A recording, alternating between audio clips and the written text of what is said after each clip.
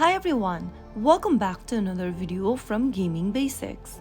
In today's episode, I'm gonna be showing you how to log into Asphalt 9 with Facebook. So without wasting much of our time, let's dive into the video. First of all, open Asphalt 9 application on your mobile device, and once you're inside this main homepage, go ahead and tap on the gear icon at the top right hand corner. Once you open up the gear icon, you will be able to see the game options tab. Tap on the connect button under Game Loft Connect, and then from the connect page, you will be able to see three options. To log in with Facebook, tap on the login button right next to the Facebook logo. Now, tap on the continue button in the pop-up to get to the facebook.com sign-in page. Simply tap on login with the Facebook app option and tap on the open button to open up Facebook. You will need to enter your Facebook account's credential. Type in your email address and your password associated with Facebook,